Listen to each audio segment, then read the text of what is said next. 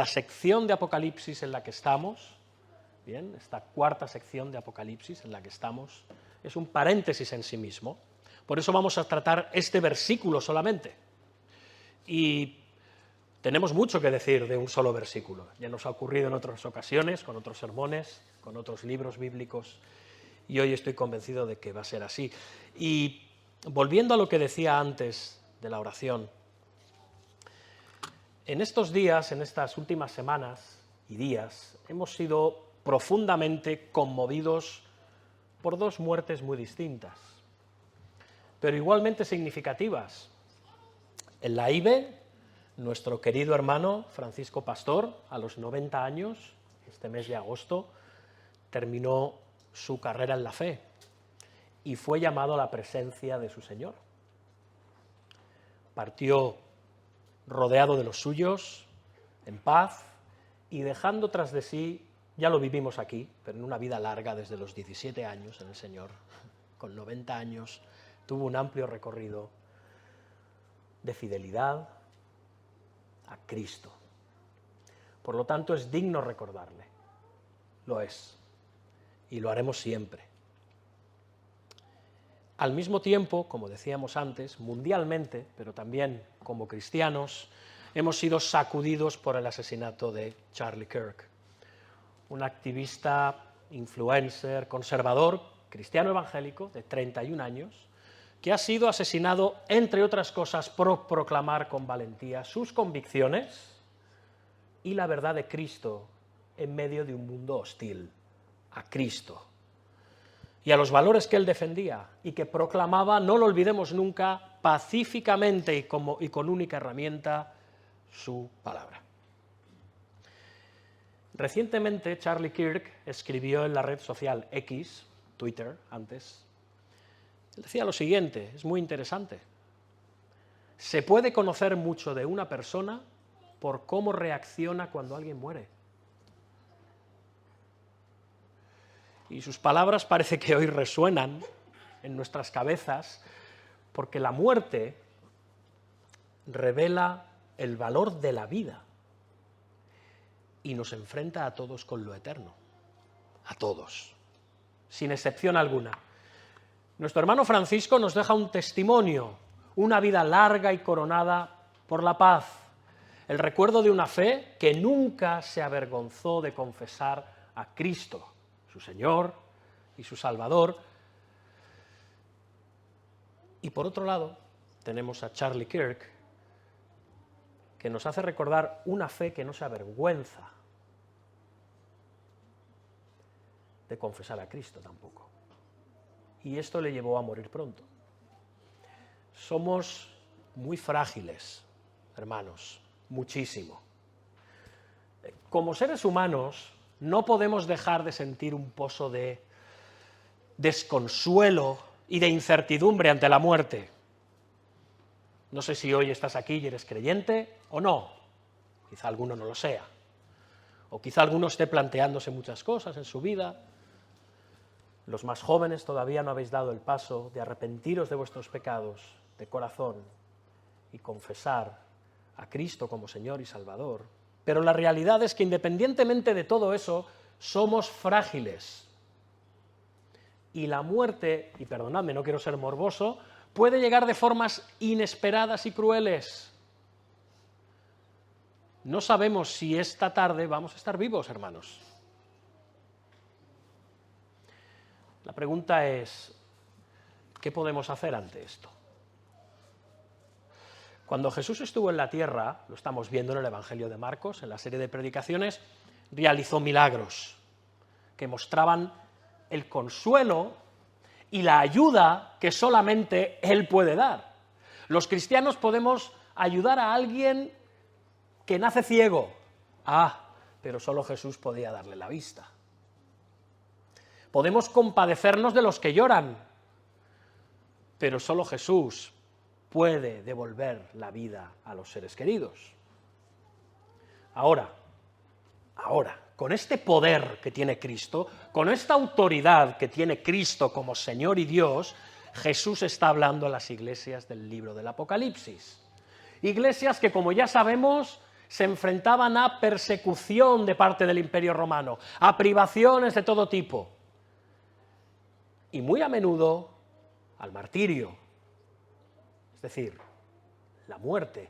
A estas iglesias el Señor Jesús se dirige con el mayor consuelo imaginable. Los cristianos, de nuevo, podemos animar, consolar, bendecir a los vivos, pero solamente Jesús puede declarar lo siguiente. Acompañadme, por favor, a Apocalipsis, capítulo 14, versículo 13. Solo Dios puede proclamar lo siguiente, y es esto: oí una voz desde el cielo que me decía, dice el apóstol Juan, escribe, bienaventurados de aquí en adelante los muertos que mueren en el Señor.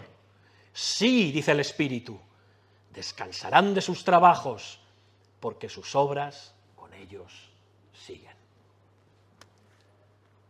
Solo desde los cielos se puede hacer una afirmación de este tipo. Solamente Él. Y a la luz de estas palabras, podemos decir que sus seguidores, los cristianos, nosotros, la mayoría de nosotros, a lo largo de la historia hemos enfrentado la muerte con el espíritu que el apóstol Pablo plasma en Romanos 8:37.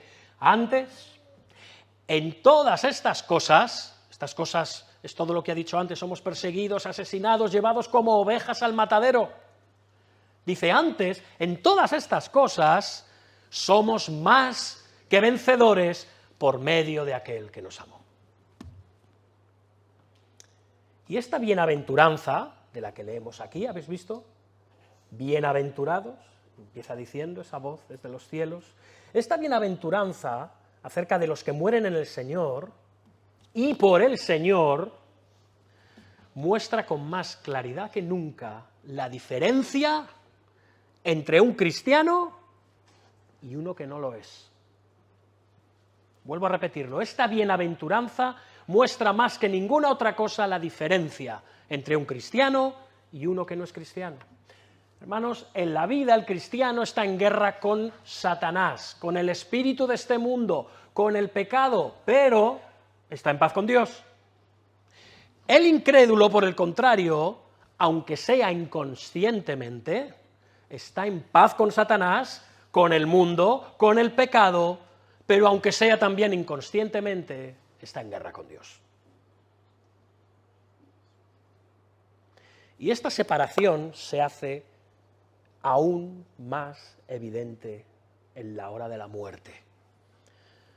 Apocalipsis 14:11, si tenéis la Biblia abierta todavía por ahí, dice, está hablando del juicio entre quienes amaron al mundo y rechazaron a Cristo, y dice, el humo de su tormento sube por los siglos de los siglos, y no tienen reposo, no tienen reposo, esto es importante, ¿eh? Ni de día ni de noche.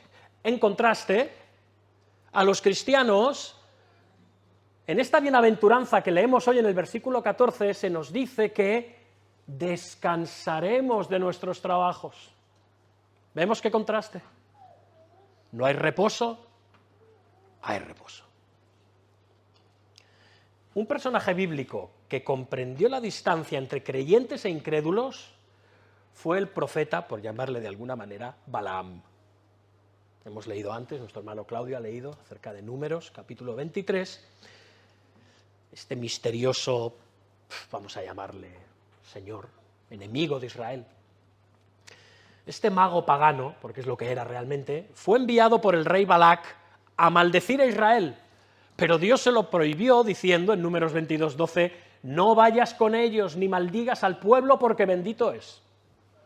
Y así Balaam, de forma inesperada, involuntaria, conoció la protección de Dios sobre su pueblo en medio de las tribulaciones de la vida. Pero fueron las bendiciones de los creyentes en la muerte lo que Balaam más envidió. Lo hemos leído en Números 23:10. Habéis visto que hay un momento en el que dice, muera yo la muerte de los rectos. muera yo la muerte de los rectos y mi postrimería, o sea, mi final, sea como la suya. En su profecía de maldición, que fue de bendición, él fue consciente de la bendición de Dios sobre su pueblo, aún en la muerte. Apocalipsis 14:13, que vamos a estar tratando en esta mañana, proclama la bienaventuranza, la bendición, la protección del pueblo de Cristo en la muerte, en las pruebas, en las dificultades, hasta su última hora. Y esta es una bienaventuranza que no proviene de nosotros, pero por la que tenemos que ser envidiados por todos. No queremos despertar envidia insana en nadie, pero somos dignos de envidia, porque esta bienaventuranza es única, intransferible, nos pertenece a nosotros, a los hijos de Dios. Apocalipsis 14, este versiculito, es como una especie de paréntesis, que es como un respiro en medio de malas noticias. Son buenas noticias, de hecho, para quienes puedan sentirse abrumados por el conflicto que hemos visto en esta sección en la que estamos ahora. Los versículos que van del 12, capítulos que van, perdón, del 12 al 13. ¿Qué hemos visto allí? ¿Qué hemos visto? Ya no lo recordamos, ¿no? Hay un verano de por medio. Bueno, hemos visto en estos capítulos 12 y 13 a Satanás, que aparece como un dragón empeñado en ¿qué? En destruir al pueblo de Dios, que es esa mujer, ¿con la ayuda de qué? De dos bestias, que hemos visto que era el poder y el espíritu de este mundo que ataca a la Iglesia. Y son las dos bestias de Satanás. En contraste, en el capítulo 14, que vimos antes de las vacaciones y en el que todavía estamos, vimos a la Iglesia salvada, vimos a estos 144.000 reunidos en el monte Sión con el Cordero. Y también vimos el triunfo de Cristo, que anticipó la caída de Babilonia la Grande. Recordáis que era la seducción de este mundo. A pesar del sufrimiento hay victoria, podemos perseverar en la fe, podemos perseverar en obediencia a la palabra de Dios. Esto es lo que vimos en los últimos capítulos, hasta llegar al versículo de hoy. Y Cristo espera que estemos dispuestos, incluso, a morir por nuestra fe. Y por esto vemos una voz del cielo, ¿veis cómo empieza el pasaje? Con esta voz del cielo, que asegura que los cristianos disfrutamos de cuidado eterno por nuestras almas. Bienaventurados de aquí en adelante los muertos que mueren en el Señor. Dado el trasfondo de persecución de Apocalipsis, porque es un trasfondo de persecución, hay algunos comentaristas, estudiosos, que creen que esta bienaventuranza, especial en el tiempo de los padres de la Iglesia, creen que esta bienaventuranza es solo para los mártires. ¿De acuerdo? En Apocalipsis 6:11 se dijo que las almas de los mártires descansen todavía un poco más de tiempo. ¿Habéis visto? Entonces, alguien ha hecho esta conexión de descanso de los mártires, diciendo que estas palabras del capítulo 14, versículo 13, tienen que ver también con los mártires. Sin embargo, la Iglesia, a lo largo de los siglos hasta hoy, ha aplicado este versículo en los funerales de todos los que mueren en la fe. Tenemos el Salmo 23 y tenemos este versículo. Podemos decir que es un clásico dentro de los funerales cristianos. Es un recordatorio para todos los que mueren en el Señor, cualesquiera que sean sus circunstancias. Ahora, es necesario primero comprender una cosa.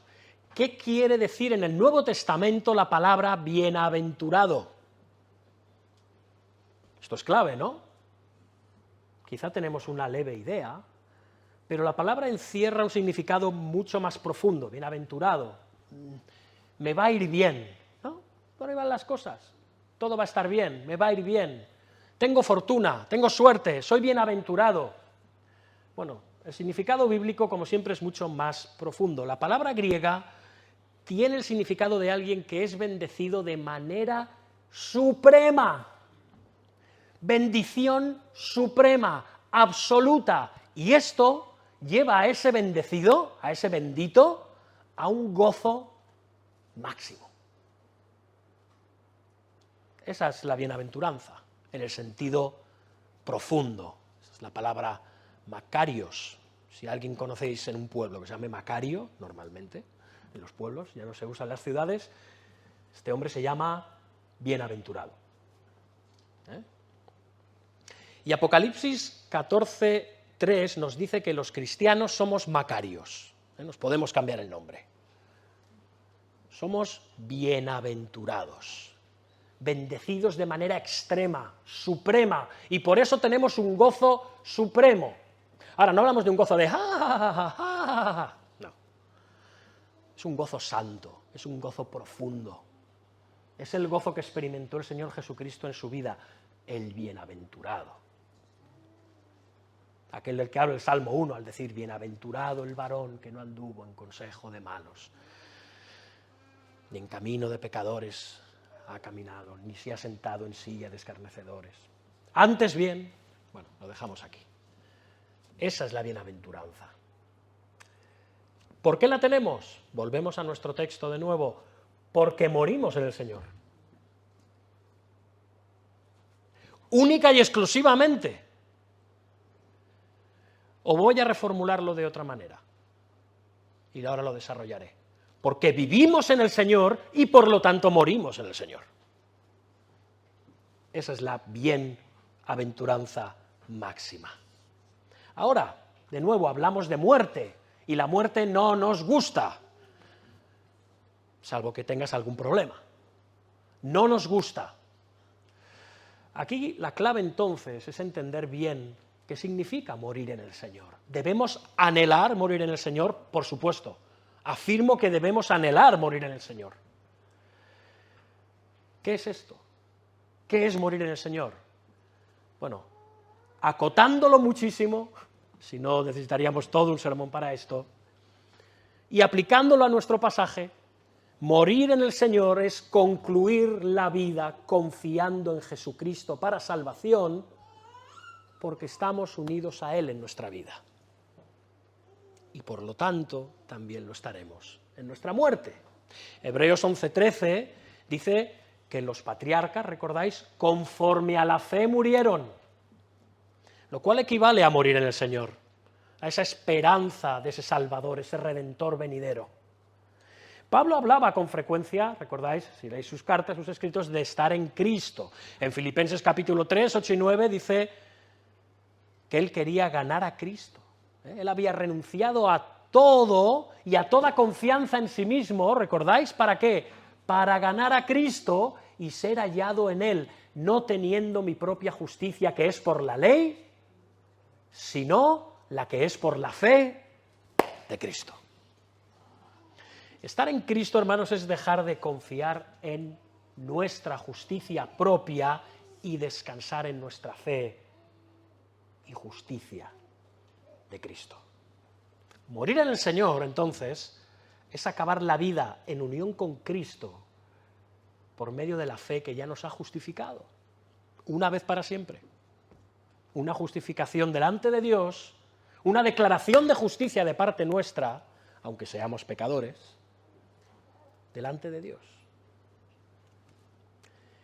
Y esta, es curioso, es la segunda de las 7 bienaventuranzas que encontramos en el libro del Apocalipsis. Si echamos un vistazo al libro del Apocalipsis, encontraremos 7 veces, que es raro que sean 7 veces, ¿verdad?, en el libro del Apocalipsis, que nos habla de bienaventuranza. Y todas le pertenecen al mismo pueblo. No hay unas bienaventuranzas para Israel y otras para la Iglesia. No. Todas las bienaventuranzas son para el mismo pueblo, la Iglesia. O si queréis llamarlo de otra manera, el Israel de Dios. Y al comparar las bienaventuranzas, entenderemos mucho más lo que significa ser bienaventurado en Cristo. La primera es para los que reciben la palabra con fe. Bienaventurado el que lee y los que oyen las palabras de esta profecía y guardan las cosas escritas en ella. Luego está la sexta bienaventuranza. Bienaventurado el que guarda las palabras de la profecía de este libro. Así que estar en el Señor es también creer y obedecer su palabra. Hay otras bienaventuranzas que hablan del nuevo nacimiento. que hablan del perdón por la sangre de Cristo. Por ejemplo, bienaventurado y santo el que tiene parte en la primera resurrección. O bienaventurados los que lavan sus ropas para tener derecho al árbol de la vida. También nos hablan las bienaventuranzas de Apocalipsis de la vigilancia cristiana. Bienaventurado el que vela. Y de la comunión con Cristo. Bienaventurados los que son llamados a la cena de las bodas del Cordero. ¿Veis? Y yo pregunto en esta mañana, ¿se aplican estas bendiciones, estas bienaventuranzas a ti? No las voy a repetir, espero que hayas estado pendiente al menos de una de ellas, de dos, tres. ¿Has creído en la palabra de Dios, especialmente en el Evangelio de Jesucristo, como único Señor y Salvador? ¿Has confiado en Él para perdón de tus pecados? ¿Has nacido de nuevo a una fe viva, militante, vibrante? Aunque no seas perfecto, ¿esperas la venida de Cristo y procuras vivir ahora, para Él? Si es así, si tu respuesta a estas cosas es sí, es lo que creo, entonces estás en el Señor. Y entonces Él ahora te habla con estas palabras de bienaventuranza, incluso en la muerte, sea que la veas venir o no la veas venir. Porque muchas veces, como fue el caso de Charlie Kirk, no la vio venir. Otras veces sí. Hermanos, vuelvo a repetirlo, la única manera de morir en el Señor es vivir en el Señor.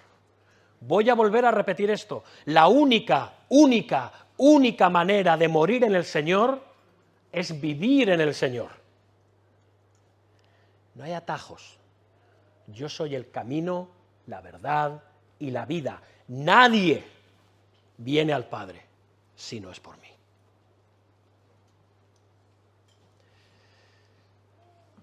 Morir en Cristo, hermanos, amigos, es el triunfo final del creyente que ha vivido para Cristo. El obispo o reverendo episcopaliano Charles McIlvaine, no hay escritos de él en español, pero que lea inglés lo recomiendo, es del siglo XIX. Y voy a tratar de traducir lo mejor que pueda, he tratado de traducir lo mejor, escribió que morir en el Señor es lo siguiente, ¿de acuerdo? Perseverar hasta el fin es una relación formada cuando la vida cristiana comenzó. Es el cristiano atravesando el valle de sombra de muerte, exactamente como atravesó los peligros, pruebas y dolores y deberes de esta vida mortal, diciendo, Jehová es mi pastor, nada me faltará. Es la fe venciendo en el último conflicto de la misma manera que venció en todos los conflictos anteriores. La misma fe, descansando en las mismas promesas, abrazando al mismo Salvador. Es el Hijo de Dios durmiéndose en los brazos de amor redentor en los que siempre fue sostenido y donde siempre estuvo seguro en la paz de Dios.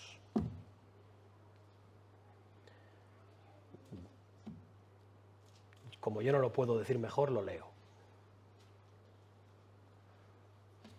Hermanos, entender que esta bendición está reservada solo para los que están en Cristo por la fe, deja en evidencia el falso error del profeta Balaam. Como vimos, él, iluso, deseaba morir la muerte de los justos, pero no quería vivir la vida de los justos. ¿Nos suena? Hay una canción de U2, U2, que dice, todos quieren el reino, pero no quieren a Dios en él. Esto es lo mismo. Vivir la vida de los justos, no. Ahora su muerte, sí.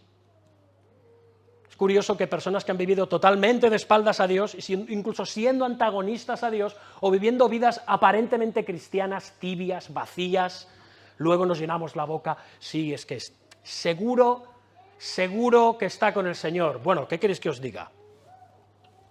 Yo no diré seguro que sí ni que no. Pero cortémonos un poco. La palabra de Dios es muy clara. Morir en Cristo implica haber vivido en Cristo. No hay atajos. Lo demás son cuentos que nos cuentan o nos contamos para tranquilizar nuestra conciencia y nuestros temores. Vivimos en Cristo, morimos en Cristo. Y por lo tanto, en gloria. Así es, así es. Por eso dijo el Señor en Juan 3:36, el que cree en el Hijo tiene vida eterna. Ahora, Apocalipsis 14:13 también hace evidente una cosa, y es que muchas veces muchos cristianos no tienen claro qué pasa cuando uno muere. Hay gustos para todo. Pero los cristianos debemos conocer la enseñanza bíblica de la vida después de la muerte, porque entender cuál es nuestra bienaventuranza al morir nos capacita ahora para vivir con fe y valentía. Si no sabes, no, gracias, no tengo, es verdad, gracias. Muchas gracias.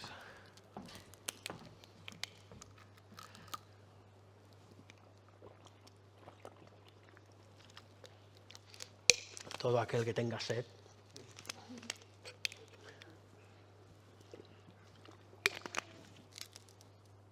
De nuevo, hermanos, debemos conocer la enseñanza bíblica de lo que pasa en el momento de la muerte, porque hay versiones para todos los gustos. Entender lo que pasa potencia esta bienaventuranza y nos capacita ahora para vivir con fe y esperanza. Porque si no tienes ni idea de lo que pasa al otro lado, o tienes ideas distorsionadas o de corte humano, vas a enfrentarte a la muerte con angustia, con ansiedad y con flaqueza. Y la Escritura resume el tema de la muerte en tres verdades fundamentales, de la muerte del creyente. Primero, la muerte separa el alma del cuerpo, ¿bien? O el espíritu del cuerpo. En el instante de morir, el alma se aparta del cuerpo hasta la resurrección final, en la que se unirán de nuevo el alma y el cuerpo para siempre. Y esto le sucede tanto a creyentes como a incrédulos. En la resurrección se volverán a unir los cuerpos se volverán a unir las almas y los cuerpos del creyente y del incrédulo.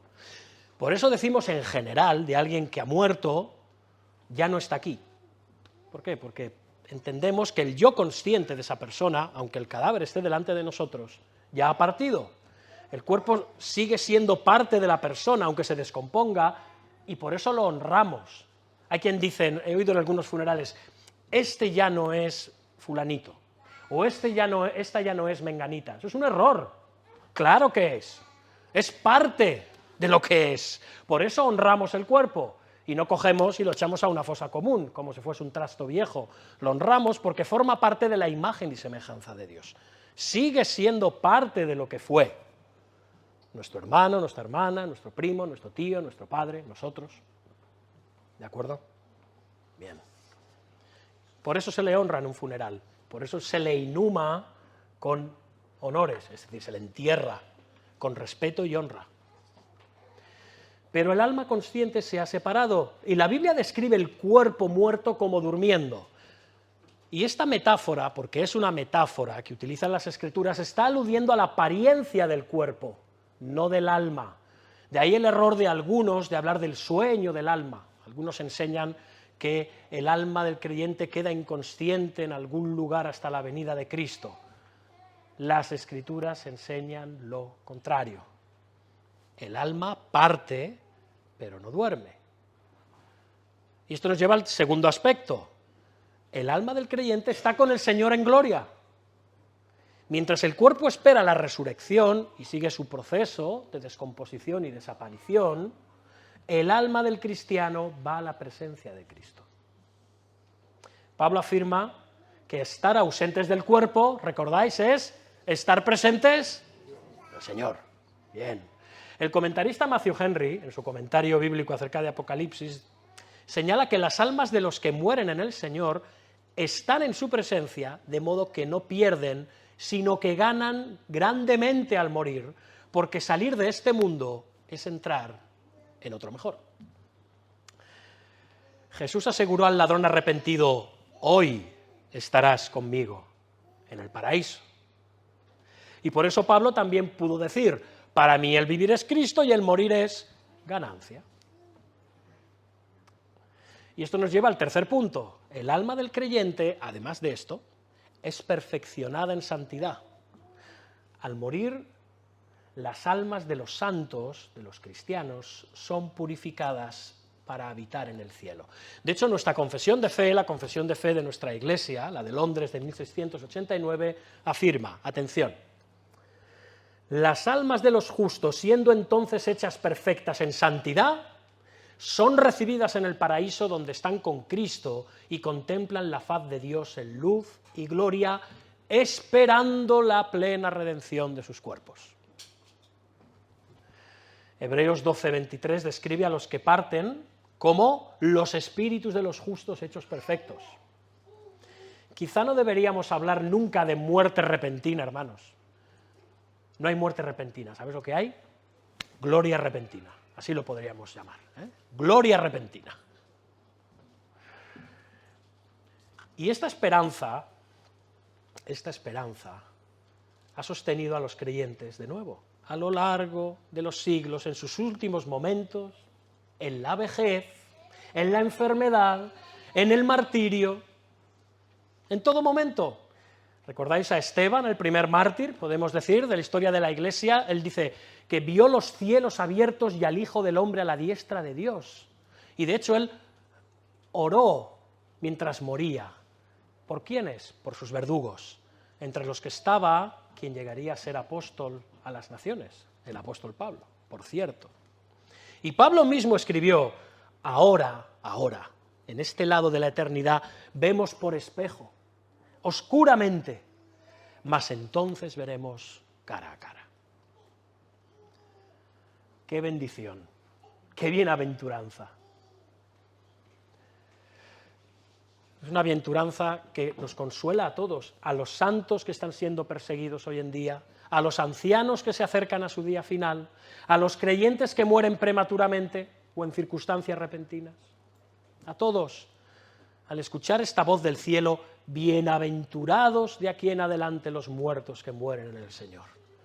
Como dice de nuevo el pastor o el reverendo episcopaliano Charles McIlvaine, en la muerte los cristianos son bienaventurados, atención, teniendo a Cristo especialmente cerca, disfrutando de la comunión más preciosa con Él, con una fe más libre y fuerte al encomendarle todo y diciendo con una paz y confianza más dulces que nunca: Jehová es mi luz y mi salvación, ¿de quién temeré?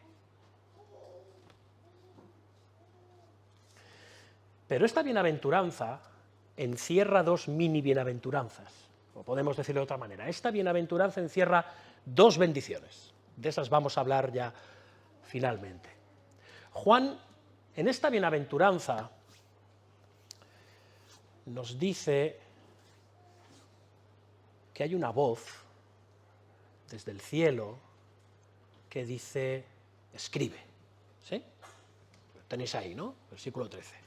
Escribe. Es curioso, son declaraciones que acompañan a esta bienaventuranza. Y este escribe subraya la importancia de esta bienaventuranza. Todas las veces que en Apocalipsis se dice el escribe, es porque se va a decir algo bien importante. Bien, esto no es baladí. Por eso os digo que esto es un pequeño paréntesis glorioso en esta sección de Apocalipsis. Es importantísimo que atesoremos este versículo 13, todos nosotros, porque no sabemos en qué día nos sobrevendrá la muerte. No sabemos en qué día dejaremos este lado de la eternidad e iremos al siguiente lado. ¿En los cielos o en el infierno? No lo sabemos.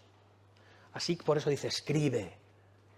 Y además, fijaos, añade, sí, dice el Espíritu. Es curioso, oímos una voz que no acaba de estar muy claro quién es, Puede que sea un ángel, puede que sea el mismo Jesucristo, que es quien está dando la revelación a Juan, o directamente a través de ese ángel que Jesucristo envía para dar la revelación a Juan, pero ahora se nos identifica esta segunda voz. Fijaos, sí, dice el Espíritu, 2 veces está recalcando que lo que se está diciendo es clave, es importantísimo. Se están dando 2 testigos para esta declaración, que es lo que demanda las Escrituras, o demandaba el Antiguo Testamento para que un testimonio fuera firme. Sí, dice el Espíritu. Y en este caso, este Espíritu sabemos quién es. En este caso sí que lo sabemos, el Espíritu Santo de Dios. El mundo, y a veces incluso los cristianos, propone ideas muy fantasiosas sobre la muerte y la vida futura. Hay infinidad de libros, hay infinidad de películas, hay de todo lo que queráis por ahí. Pero hermanos, los creyentes tenemos que prestar atención únicamente en este aspecto a lo que dice Dios, no lo que dice el último que nos cuenta que ha estado allá al otro lado y ha visto un túnel y una luz al final. La palabra de Dios. La palabra de Dios nos está diciendo qué es lo que pasa al morir. Escribe. De aquí en adelante, revela Dios, y esto es una alusión a los contemporáneos, no quiere decir que antes los muertos no fueran, bien, a la gloria, sino a partir de este momento, ahora, en este tiempo presente, para vosotros, los miembros de las iglesias que estáis recibiendo este mensaje del Apocalipsis, los muertos que mueren en el Señor son bienaventurados. Esto significa que todos los que mueren fieles a Cristo, hasta el final de la historia, recibirán esta bendición. ¿Qué bendición es? Descanso. Descanso. Se nos dice que descansarán de sus trabajos. El fin del agotamiento, hermanos. Oye, yo no sé cómo vives, yo vivo agotado. Estoy agotado. La vida es agotadora de por sí. Estamos en el día del Señor, reposando, pero la vida es agotadora de por sí, es un cansancio. Y seguramente hay muchos aquí que estáis triple de cansados que yo, el cuádruple de cansados que yo. Estáis agotados, cansados. Aquí no paramos de experimentar los estragos de este mundo, de su pecado, de nuestro propio pecado. La palabra griega que usa Juan para descanso significa tener calma, refrigerio especialmente mental, emocional. No pasar una buena noche de descanso y al día siguiente decir, bueno, estoy como una rosa físicamente hablando. No, no, no, no. Es otro tipo de descanso, es refrigerio espiritual, refrigerio para el alma, reposo. Tener calma física y emocional. Y este descanso es seguro, ¿sabéis por qué? Porque nos lo garantiza Dios el Espíritu Santo. Sí, dice el Espíritu, descansarán de sus trabajos.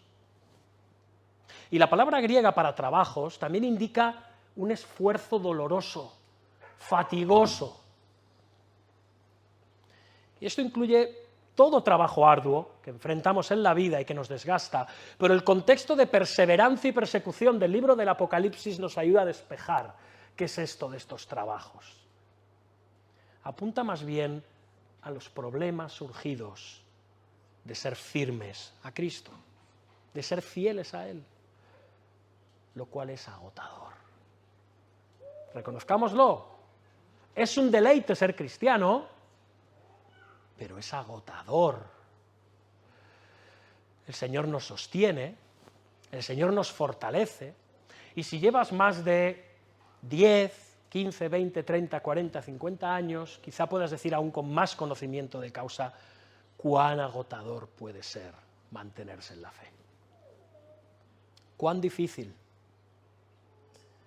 Lo es. No es fácil vivir como creyente, combatiendo con nuestros pecados, con los pecados de un mundo caído y hostil.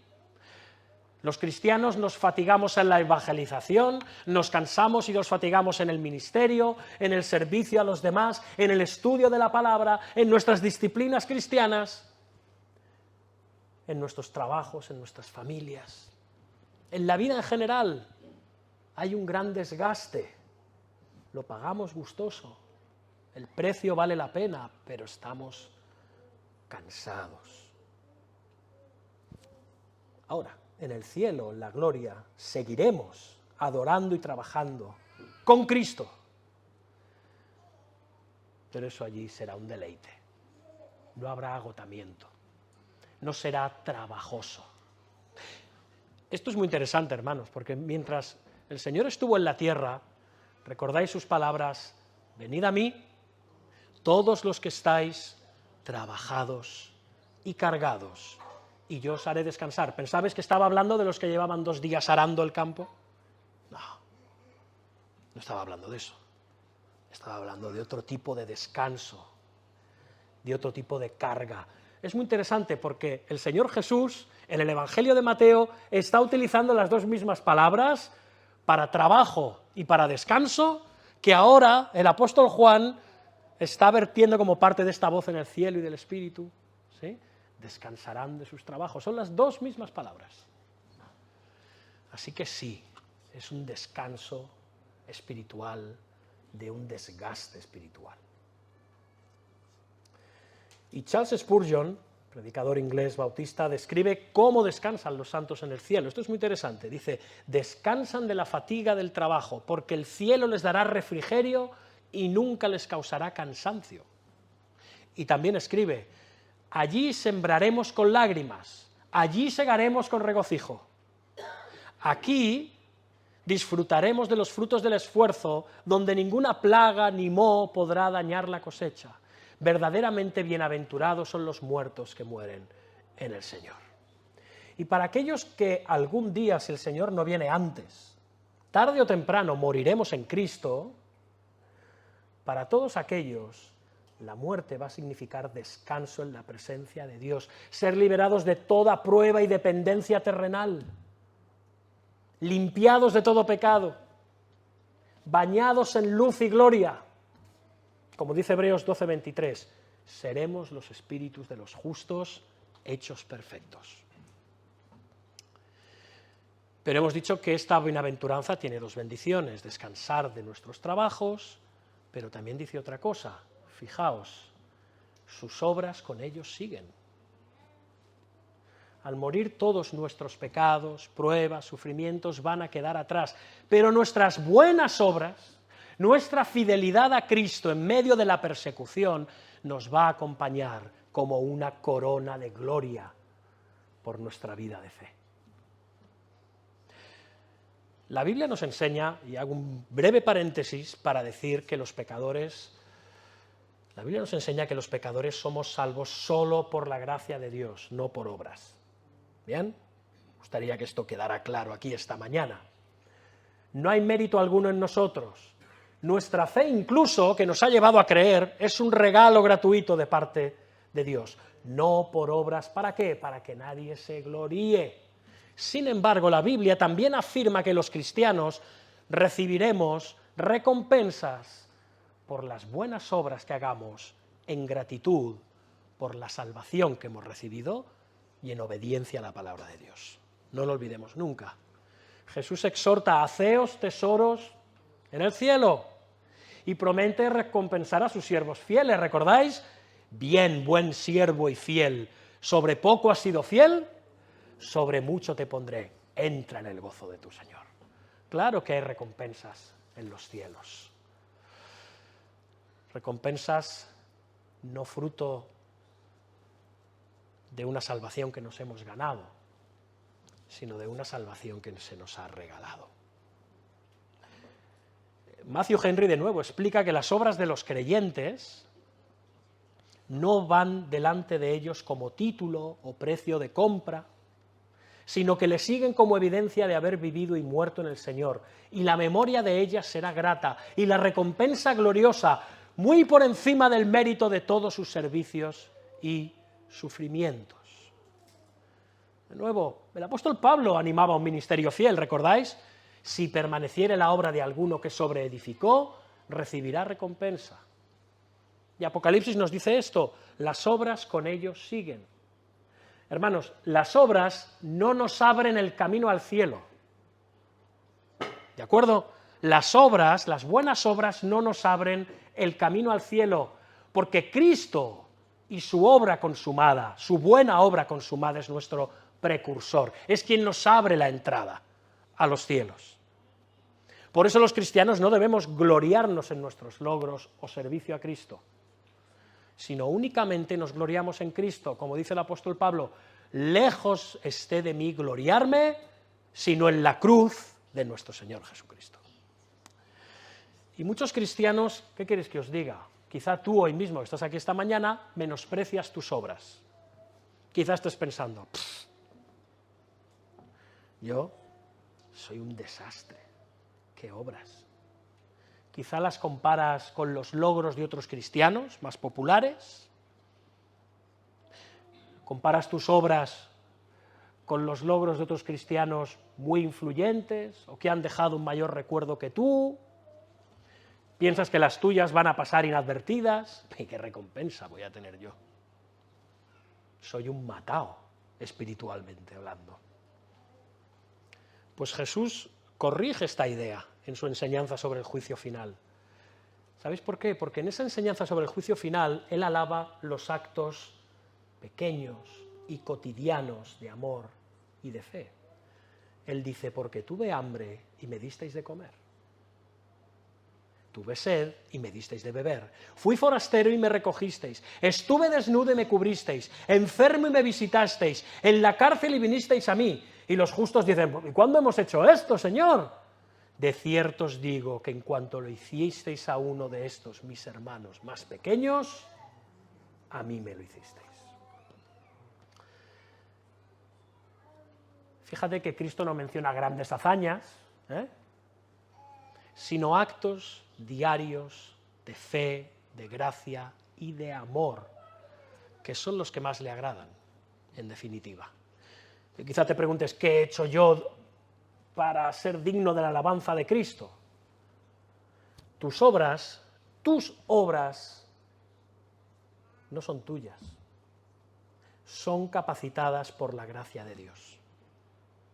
Tus obras son evaluadas con los ojos de misericordia de Dios, son perfeccionadas por la sangre de Cristo y son recibidas ante el trono de nuestro amoroso Padre Celestial, porque Él se complace en hacerlo.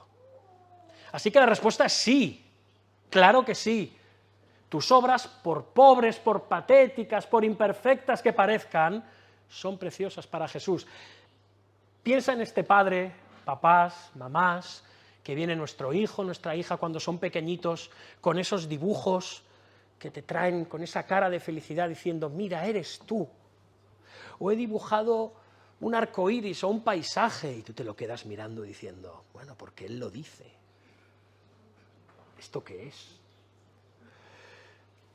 Esos dibujos a veces son modestos, son raritos, son imperfectos, a veces incluso son cómicos, pero son preciosos para nosotros porque amamos a nuestros hijos. Son los dibujitos de nuestros hijos y los ponemos en la nevera y los ponemos en el trabajo y se los enseñamos a los abuelos, mira qué ha hecho. Y nos sonreímos y los guardamos y los metemos en una carpetita y pasado el tiempo volvemos y los miramos. Así Dios valora lo que hacemos con sincero deseo de honrarle, de agradecerle y de glorificarle. Así. Todo lo que hagamos por fe nos seguirá como bendición cuando vayamos al cielo y como recompensa. Para concluir, lo último que el Imperio Romano, en días de Domiciano, que perseguía a la Iglesia, habría dicho de los lectores de Juan, los primeros lectores de Juan, es decir, del Apocalipsis, lo último que habría dicho de estos acosados, empobrecidos y perseguidos cristianos, lo último que habría dicho es que eran bienaventurados. Es lo último que habría dicho el César. Pero aquí el Rey de Reyes, el Señor de Señores, nos dice que lo somos. que ciertamente somos bienaventurados. El mundo de hoy nos mira a los cristianos con los mismos ojos. Pobrecitos, dan un poco de aquí. Así es, pero la voz del Espíritu de Dios nos proclama, sí, dice el Espíritu, descansarán de sus trabajos porque sus obras con ellos siguen. Descansaremos de nuestras fatigas y nuestras obras en Cristo nos acompañarán. ¿Habéis visto? Trabajos y trabajos, obras y obras, son dos palabras diferentes. Para trabajo se utiliza la palabra koros en griego, para obras se utiliza la palabra ergón, trabajos también. Se podría traducir casi igual, pero el significado es muy diferente. Hay trabajos que nos cargan y de los que descansaremos, ni nos acordaremos. Y hay trabajos, obras, que despreciamos y consideramos como nada y que nos acompañarán por toda la eternidad como recompensas.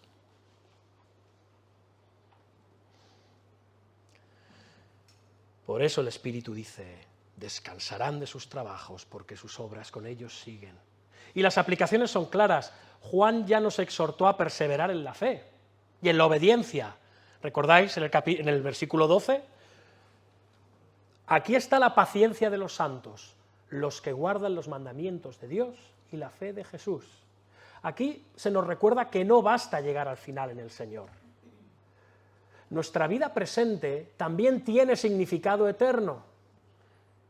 Importa, hermanos, importa luchar por permanecer puros de las idolatrías de nuestro tiempo. Importa pelear la buena batalla de la fe. Los cristianos no debemos menospreciar nuestras buenas obras, aunque seamos salvos por gracia y no por obras. En la película El Gladiador, Gladiator, el protagonista, hay quien ha atribuido esta frase a Marco Aurelio, el emperador filósofo, no, es del guionista, no os esforcéis. En esta película, el protagonista, el general Máximo, exclama para arengar a las tropas, lo que hacemos en la vida tiene su eco en la eternidad. Por una vez le daremos la razón a Hollywood, ¿no? Nuestra vida ahora resuena en la eternidad venidera. La verdadera adoración en la tierra queda registrada con alabanzas angélicas en los cielos. Como dice Pablo, así que hermanos míos, amados, estad firmes y constantes, creciendo en la obra del Señor siempre, sabiendo que vuestro trabajo en el Señor no es en vano. La Biblia nos enseña que el hoy importa tanto como la eternidad, y que nuestra respuesta a Cristo hoy va a determinar nuestro destino eterno. ¿Serás aceptado como justo en el día del juicio de Dios o serás condenado por tus pecados? La respuesta depende de tu fe en Jesucristo. No seas como Balán, que anhelaba la muerte de los justos mientras vivía en rebelión y en incredulidad. Por todos los medios, si no estás en Cristo, debes anhelar las bendiciones de morir en Cristo, porque si no, no las tendrás. Sin vida en Cristo no hay muerte en Cristo. No la hay.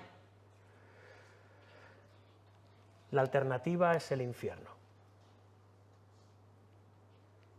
No vamos a hablar de purgatorio porque es una doctrina totalmente falsa. Dice Apocalipsis 14:11, en cuanto a los que no viven en Cristo, que el humo de su tormento sube por los siglos de los siglos y no tienen reposo ni de día ni de noche. Pero a quienes viven en Cristo y mueren en la fe, les esperan estas bienaventuranzas y bendiciones eternas en el cielo. ¡Qué maravilla! Nuestro hermano Francisco, como vimos los que estuvimos en el funeral, amaba cantar el himno Cuando allá se pase lista. Así, y de hecho lo cantamos al terminar el funeral. Y hoy creemos con gozo que el nombre de Francisco Pastor, Fortea, ha sido llamado en la presencia del Señor. Él está allí, se ha pasado lista y Él está allí. Y la esperanza que él cantaba y que tanto le encantaba repetir se ha hecho realidad. La muerte no fue su final, sino la entrada a la vida eterna prometida en Cristo. Y también me gustaría acabar recordando otras palabras que escribió Charlie Kirk en la red social X, Twitter, también poco antes de ser asesinado, realmente pocos días. Fijaos qué palabras. Jesús venció la muerte para que tú puedas vivir.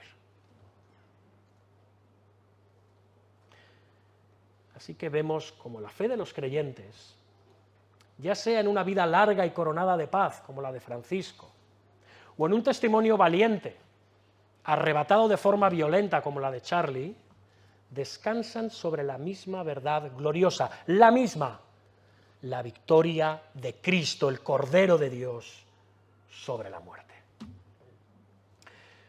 Y esta certeza nos sostiene, hermanos, nos consuela y nos impulsa a vivir y a morir en el Señor, afirmando con convicción lo que proclama Apocalipsis capítulo 14, versículo 13. Bienaventurados de aquí en adelante los muertos que mueren en el Señor, porque si morimos en Cristo, viviremos para siempre en gloria. Amén. Oremos, hermanos. Señor Dios nuestro, venimos ante ti para bendecirte y para alabarte por toda tu gracia, misericordia y amor, por tu poder y por tu salvación, y por habernos dado novedad de vida en Cristo, por habernos hecho nuevas criaturas en Él. Porque Él vivió, nosotros vivimos. Porque Él murió, nosotros morimos a este mundo y al pecado. Porque Él resucitó, nosotros vivimos en Él y viviremos por toda la eternidad. Y resucitamos a novedad de vida ahora y para siempre algún día, en la gloria eterna. Señor, que estas palabras nos llenen de consuelo. Oh Dios, Espíritu Santo, trae a nosotros esa paz, esa convicción, esa seguridad de que tú eres nuestro Salvador, de que tú eres nuestro Consolador, aquel que nos sostiene y que nos cuidará en toda circunstancia, en todo momento. Y nos darás trabajo, y nos darás descanso de nuestros trabajos, y nuestras obras seguirán con nosotros en tu presencia para recibir coronas que sí, luego las arrojaremos delante de ti, porque no son nuestras, son tuyas, pero que nos llevarán a poder gozarnos junto contigo en la eternidad, Señor. Bendito seas y trae salvación para todos aquellos que están hoy aquí sin Cristo, para todos aquellos que dudan, todos aquellos también que son tus hijos y hijas, que tú afirmes en cada uno de nosotros esta verdad, de que tú eres nuestro Señor y Salvador ahora, para siempre y por los siglos. En el nombre de Jesús oramos. Amén.